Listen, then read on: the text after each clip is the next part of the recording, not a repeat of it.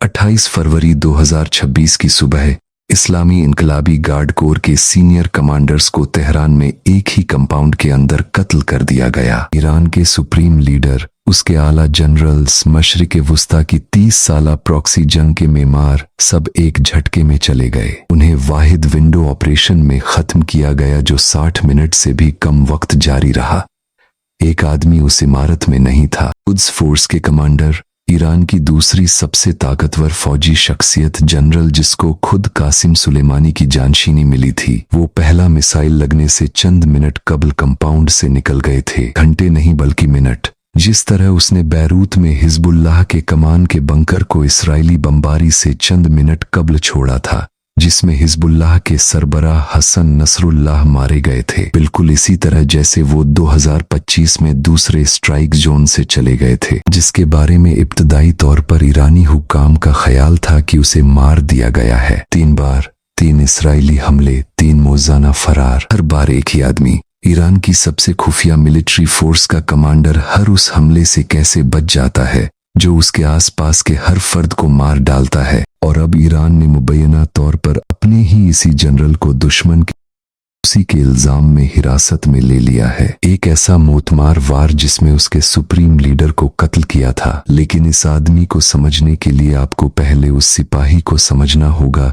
जो वो 4 दहाइयों से था। इस्माइल कानी 1957 में ईरानी शिया तशख़्ख़ुस के रूहानी मरकज मशहद में पैदा हुए, उस शहर में जहां सुनहरी गुंबद वाला इमाम रजा अलैहिस्सलाम का मजार है। मशहद में परवान चढ़ने का मतलब एक ऐसी दुनिया के अंदर परवान चढ़ना था जहां मजहब रोजमर्रा की जिंदगी का हिस्सा नहीं बल्कि पूरी दुनिया और हयात था। फरवरी 1979 में जब इनकलाब कामयाब हुआ तो इस्माइल कानी 21 साल के थे। चंद महीनों के अंदर उसने 9 तश्कील शुदा इस्लामी इनकलाबी गार्ड कोर नीम फौजी दस्ते में शमूलियत इख्तियार कर ली थी, जिसे आयतुल्लाह खुमैनी ने बाकायदा फौज की तौसी के तौर पर नहीं बल्कि इसके नजरियाती मुबादिल के तौर पर तश्कील दिया था। 1980 में इराक के खिलाफ लड़ी जाने वाली जंग के खात्मे तक यानी 88 में जनरल कासिम सुलेमानी एक ऐसी तंजीम बना रहे थे जो जदीद मशरिक वुस्ता में सबसे ज्यादा नतीजा खेज खुफिया कार्रवाई की तंजीम बन जानी थी और जिसे अल कुद्स फोर्स यरूशलम का अरबी नाम दिया गया था और जो IRGC का बैरूनी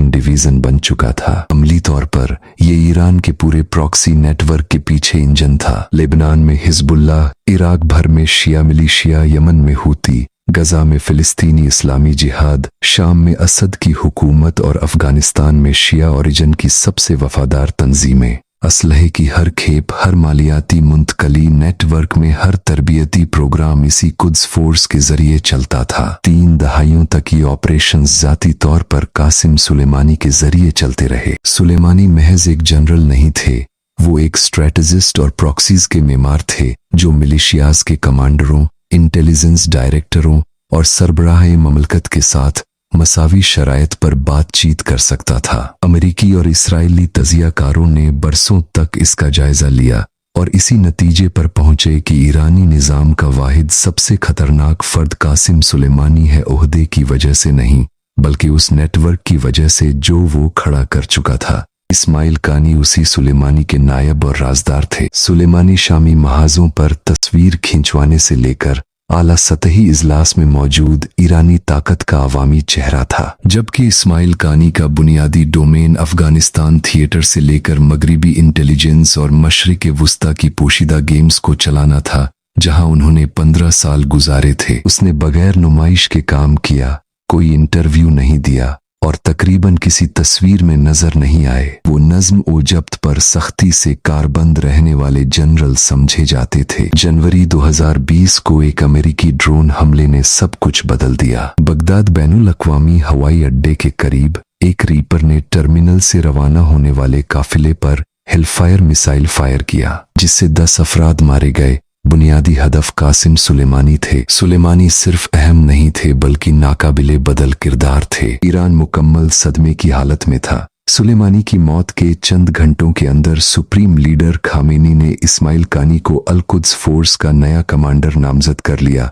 ये तकर्रुनी प्रॉक्सी प्रोजेक्ट के तसलसल के लिए डिजाइन की गई थी। अंदरूनी तौर पर हकीकत ज्यादा गैर तसल्ली बख्श थी। कानी के पास हिजबुल्लाह की क़ियादत के साथ सुलेमानी जैसे गहरे ज़ाती ताल्लुकात का फुकदान था, जो कई दहाइयों के बराह रास्त ताउन से बने थे। कानी के पास बगदाद में सुलेमानी जैसा इराकी सियासत में किंग मेकर वाला किरदार भी नहीं था। वो सुलेमानी के एक ऐसे किरदार में कदम रख रहा था जिसका कोई मुबादिल नहीं समझा जाता था। अगले 4 सालों तक कानी ने नेटवर्क को एक साथ रखने के लिए काम किया, खामोशी से, पोशीदा तौर पर, जिस तरह वो हमेशा काम किया करता था। मोसाद और दुश्मन ने जब जब हमला किया, हर ऑपरेशन ने किसी ऐसे शख्स को खत्म कर दिया जिसे नागुज़ीर समझा जाता था। इस्माइल हर हमले में बगैर किसी नुकसान के वहां से बच निकलते। अब तेहरान ने इस अमल को खुशकिस्मती और मुजज़ा कहना बंद कर दिया और काउंटर इंटेलिजेंस ने दूसरे जावियों पर सोचना शुरू कर दिया कि आखिर उसे हर मर्तबा कौन खबरदार कर रहा था। 2024 के मौसम गर्मी तक कासिम सुलेमानी ने जिस फन तामीर को बनाने में 3 दहाइयां सर्फ की थीं, उसमें दरार पड़ना शुरू हो गई थी। आहिस्ता आहिस्ता नहीं, बल्कि ये ऐसी सूरत से टूट रहा था जिसका ईरानी क़ियादत के अंदर किसी ने भी संजीदगी से तसव्वुर नहीं किया था। पहला धचका 31 जुलाई 2024 को तेहरान के अंदर ही लगा। हमास के सियासी सरबराह इस्माइल हानिया, जो नवनिर्वाचित सदर मसूद पज़ेश्कियान की तकरीब हलफ बर्दारी में शिरकत के लिए ईरान के दारुल हुकूमत आए थे, शुमाली तेहरान के जिला ज़फ़रानिया में एक गेस्ट हाउस में सोते हुए शहीद हो गए। अंदाजों के मुताबिक हानिया की आमद से चंद हफ्तों या महीनों पहले कमरे के अंदर लगाए गए आले से वो निशाना बनाए गए थे। बाहर से कोई मिसाइल नहीं, बल्कि एक हथियार जो उनका इंतजार कर रहा था। हानिया को IRGC की सिक्योरिटी का फूल प्रूफ हिसार हासिल था। वो इस्लामी जमहूरिया के दारुल हुकूमत में सबसे ज्यादा महफूज सहूलियात में से एक के अंदर था। मोसाद तेहरान के दिल तक पहुंच चुका था। खामेनी और ईरान ने जिस दायरे को नाकाबिले तस्खीर समझा था, उसकी खिलाफ वर्जी फजा से नहीं बल्कि अंदर से हुई थी। IRGC के अंदर हानिया के कत्ल ने एक फौरी और गहरे मुस्तरिब अंदरूनी जायजे को जन्म दिया। एक महफूज सरकारी गेस्ट हाउस के अंदर डिवाइस कैसे रखी गई, किसको रसाई थी, किसे मालूम था कि हानिया इसी मखसूस कमरे में ठहरेंगे। सितंबर 2024 तक जनूबी लेबनान खित्ते का सबसे खतरनाक वार थिएटर बन चुका था। इसराइल और हिजबुल्लाह अक्टूबर 2023 से लेबनानी सरहद के पार फायरिंग का तबादला कर रहे थे, जब हिजबुल्लाह ने गजा की जारहियत के बाद दूसरा महाज खोला। तकरीबन 1 साल से जोर आजमाई की गई थी, लेकिन कोई भी फरीक मुकम्मल जंग में जाने के लिए तैयार नहीं था। फिर 17 सितंबर को वो हिसाब चुकता हो गया। उस दिन लेबनान भर में हिजबुल्लाह से ताल्लुक रखने वाले हजारों पेजर्स बैक वक्त फट गए। सप्लाई चेन ऑपरेशन में आलात पर कॉम्प्रोमाइज हो चुका, जो अपनी नौयत का अब तक का सबसे जदीद तरीन सिस्टम था। धमाकों ने 2 दिन के मरबूत हमलों में दर्जनों अफराद को हलाक और हजारों को जख्मी किया, जिसने एक ही सहपहर में हिजबुल्लाह के ऑपरेशनल मुवासलाती नेटवर्क का एक अहम हिस्सा अंधा कर दिया। अगले दिन इसी ऑपरेशन ने हैंड हेल्ड रेडियोस को निशाना बनाया। मजीद धमाके, ज्यादा हलाकतें, मजीद कंफ्यूजन। हिजबुल्लाह का कमांड एंड कंट्रोल ढांचा, जो कई दहाइयों तक इसराइली अहदाफ से बच गया था, 48 घंटों में मुकम्मल तौर पर माजूर हो गया। पेजर ऑपरेशन के फौरन बाद हिजबुल्लाह के सीनियर कमांडरों को तंजीम के इंतहाई महफूज मरकज जनूबी बैरूत के मुजाफाती इलाके दाहिया के नीचे उसके जेरे जमीन कमांड हेडक्वार्टर में एक हंगामी मीटिंग के लिए बुलाया गया। ये मकाम हिजबुल्लाह की फौजी कार्रवाइयों का मरकज था। सतह के नीचे मजबूत कंक्रीट की मुतअद्दिद सतहों को खास तौर पर इस तरह के फजाई हमले से बचने के लिए डिजाइन किया गया था। हिजबुल्लाह के सेक्रेटरी जनरल हसन नसरुल्लाह इजलास की सदारत के लिए पहुंचे। सीनियर कमांडर उनके गिर्द जमा हो गए। बिल्डिंग में सिक्योरिटी प्रोटोकॉल अपनी आला तरीन सतह पर था। इस्माइल कानी भी उस वक्त बैरूत में थे। इसराइल के पेजर हमलों के बाद के दिनों में उनकी वहां मौजूदगी की तस्दीक मुतअद्दिद इलाकाई मीडिया आउटलेट्स ने की थी। कुद्स फोर्स के कमांडर के तौर पर और हिजबुल्लाह के बुनियादी सरपरस्त, उसको हथियार फराहम करने वाले स्ट्रेटेजिक कोऑर्डिनेटर की हैसियत से एक शिद्दत के बहरान के दौरान कानी की लेबनान में मौजूदगी पूरी तरह से मुतवक्के थी। उसने पेजर हमलों से होने वाले नुकसान का अंदाजा लगाने,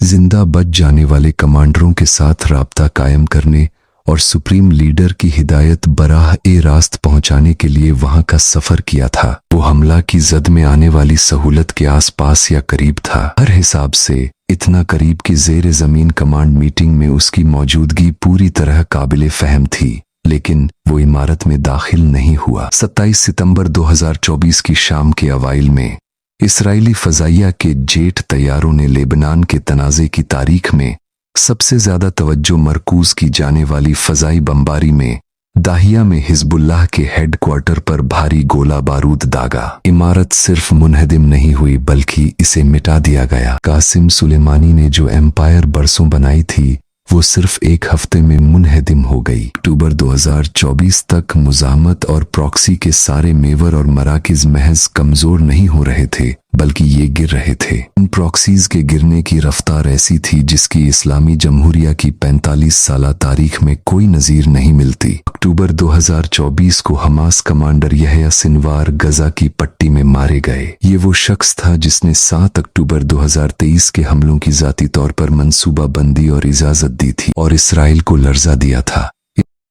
अफवाज ने रफा के ताल सुल्तान मोहल्ले में तलाश करके उनको खत्म कर दिया था। वो तंजीम जिसे ईरान ने कई दहाइयों से मुसल्लह करके माली इमदाद फराहम की थी। गजा जिसे तेहरान ने इस बात के सबूत के तौर पर दुनिया के सामने पेश किया था कि उसकी प्रॉक्सी हिकमत अमली कामयाबी से काम कर रही है, उसे मुकम्मल मलबे में तब्दील कर दिया गया। फिर 8 दिसंबर 2024 को शाम में बशार अल असद की हुकूमत गिर गई। बाग हलंत रही अफवाज जिस रफ्तार से दमिश्क की तरफ पेश कदमी कर रही थीं कि इलाकाई इंटेलिजेंस सर्विस उसे देखकर दंग रह गई थीं। चंद ही दिनों में दमिश्क गिर गया और असद भागकर मास्को चले गए। वो हुकूमत जिसे ईरान और कुद्स फोर्स ने जिंदा रखने के लिए बरसों और अरबों डॉलर खर्च किए थे। इन तमाम वाकयात खास तौर पर लेबनान में नसरुल्लाह और तेहरान में हानिया के कत्ल के बाद एक खफीफ सी तहकीकात IRGC के काउंटर इंटेलिजेंस की फाइलों में गर्दिश करती नजर आई, लेकिन एक ऐसे ताकतवर जनरल जो सुप्रीम लीडर को डायरेक्ट रिपोर्ट कर रहे हों और जनरल कासिम के जानशीन और खित्ते के तमाम ऑपरेशंस के सरबराह हों, उनको शक के दायरे में लाना अगर नामुमकिन नहीं तो मुश्किल जरूर था। और फिर इस्माइल कानी जैसा जनरल जो खुद सैकड़ों गुप्त ऑपरेशंस का सरबराह रहा हो और अपने अंदर चीते जैसी आंख रखता हो, भला आसानी से कैसे पकड़ा जाना था। दूसरी जानिब इसराइल और मोसाद ने भी अपनी हिकमत अमली और एजेंट का इंतखाब करते वक्त किसी मामूली शख्स को नहीं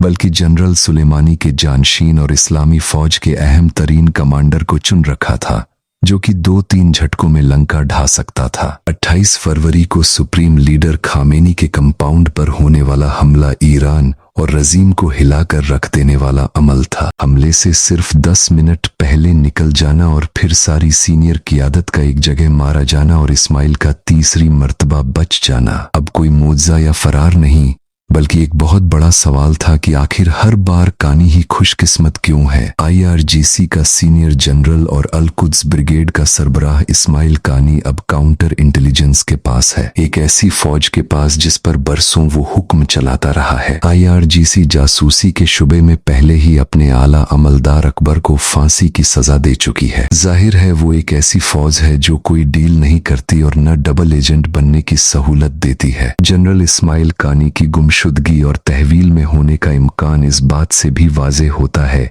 कि सीनियर जनरल्स के मारे जाने के बाद वो वाहिद ऐसे जनरल होते जो इस वक्त अहम तरीन पोजीशन पर नजर आते, लेकिन उनके बार बार बच जाने के मुआवजे ने उन्हें ऐसा झकड़ा कि अब वो एक ताकतवर जनरल से एक लापता और कमजोर फर्द की सफ में खड़े हो गए हैं। ईरान इस जंग में कहां तक ठहर पाएगा और जंग का हतमी नतीजा क्या होगा, इससे कते नजर जनरल इस्माइल कानी दोनों सूरतों में एक तारीख रकम करने जा रहे हैं। एक संगीन गद्दार के तौर पर या फिर दुश्मन के हमलों से बार बार मोजाना तौर पर बचकर जिंदा रहने वाले जनरल के तौर पर गो की आखिरी बात के इम्कानात अब बहुत ही महदूद हैं।